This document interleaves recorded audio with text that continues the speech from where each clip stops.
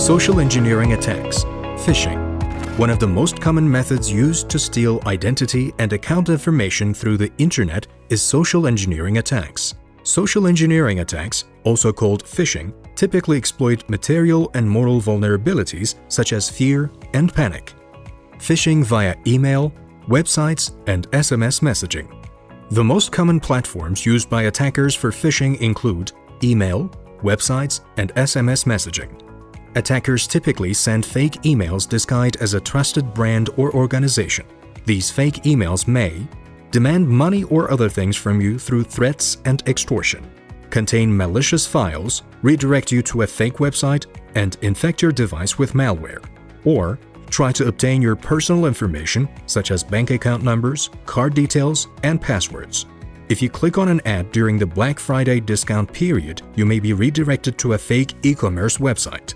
If you select a product and proceed to the payment phase, you may inadvertently reveal your credit card details. Similarly, instead of being redirected to your own bank's website, you may be redirected to another website, which looks very similar, and get your account credentials stolen.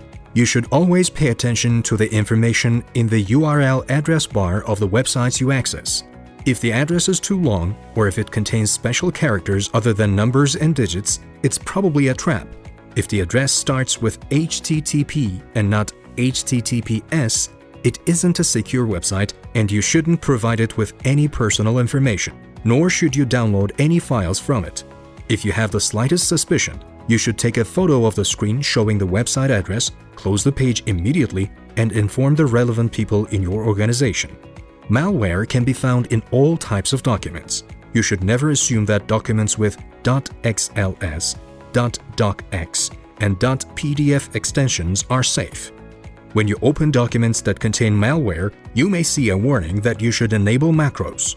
In such cases, you should never enable them. If you do, the damage to your system will be much more extensive. Even if the sender of an email or SMS appears to be a brand or person you know, you shouldn't download or open the files, click on the links, or follow any instructions contained in the message without first contacting the person by phone or through another communication channel.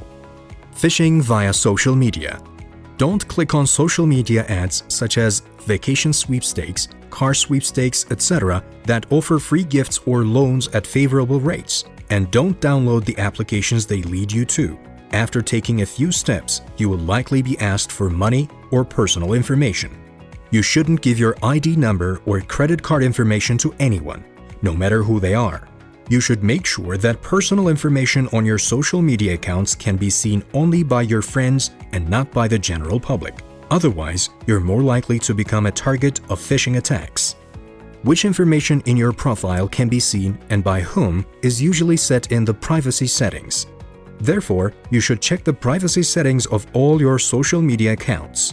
People are often deceived by fraudulent messages sent to the friends list of a compromised social media account. Since their accounts may have been compromised, you shouldn't click on links or files, even if coming from your friends, and you shouldn't send them money if they request it. For example, you shouldn't trust "I need money" messages sent from a friend's account, and shouldn't rashly send money to the account number provided. First, you should contact your friend through another channel and confirm the request really comes from them. You shouldn't accept friend requests on social media platforms from people you don't know. You should assume that your social media accounts can be hijacked by hackers and assess the information you share accordingly. What's more, you should never share sensitive or potentially damaging information on your social media accounts, even if it's only among a close circle of friends. Phishing by phone or face-to-face. Attackers and scammers may try to intimidate you, gain your trust, obtain your personal information, and get you to comply with their demands either over the phone or in person. Attackers may pose as government officials, such as judges or police officers, people who can exert pressure on you, such as bankers, insurers, or lawyers, or people who you would otherwise trust, such as friends or relatives. They can try to instill panic and confusion and force you to act without thinking. In this way, they can take over your account and obtain password information.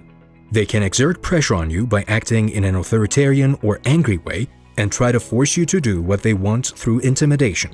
They may call you under the name of a trusted institution. such as a bank or a telecom provider. They can tell you that a suspicious transaction has been made from your account or that you have failed to pay a bill. Then, they can ask you to transfer money to a specified account or share personal information, such as your password.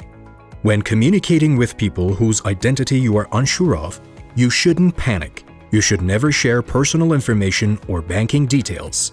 You should never allow them to use your computer or cell phone. You shouldn't take any action without first verifying the accuracy of the claims and/or requests being made.